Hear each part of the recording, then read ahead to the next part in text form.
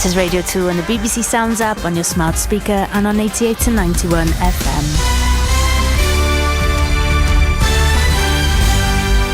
BBC News at 10 o'clock. This is Claire Ronacres. The medical director for NHS England says more than 500,000 appointments in total have been cancelled because of strike action by doctors and nurses since last December. Sir Stephen Powers said it was getting increasingly difficult to reschedule them after walkouts. Almost 200,000 appointments were postponed last week because of the 4-day action by junior doctors. The chief executive of the London Teaching Hospital, UCLH, David Probert, says there will be no choice but to close down more services during the next round of industrial action. We're currently planning the next round of strikes to see exactly what level of elective and emergency care we're going to be able to offer.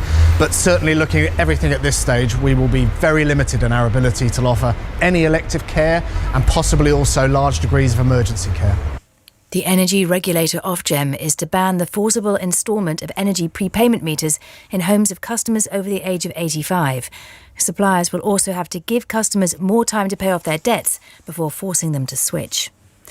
Rishi Sunak says he's happy to cooperate with an investigation by Parliament's standards watchdog into a possible failure to declare an interest.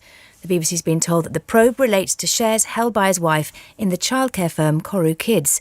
The director of the Institute for Government, Dr Hannah White, says Mr Sunak made the Cabinet Office aware of his interest in the company, but not necessarily MPs.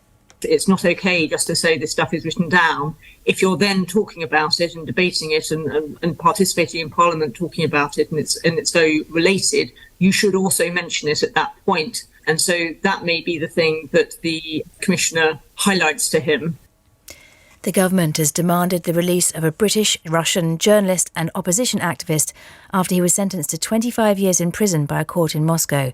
Vladimir Kara-Murza, a vocal critic of President Putin, was convicted on charges of treason. A match at the World Snooker Championship in Sheffield has been abandoned and another suspended after a protest by members from the Just Stop Oil group. A man climbed onto the table where Robert Milkins and Joe Perry were playing their first round tie and covered it in orange powder.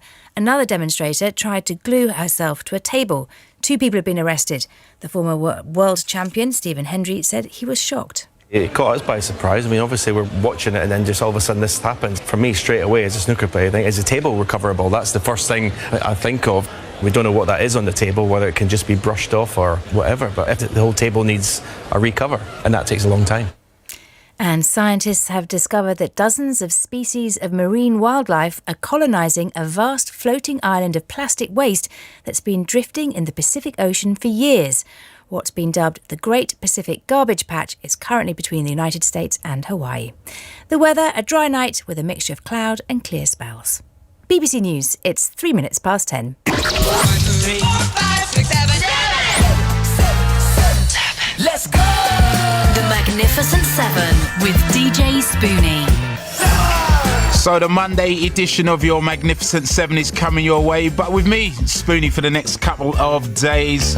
You can text or tweet us what you've been up to on this sunny Monday. Well, sunny if you've been in the south. Anyway, 88 to 91 is the text.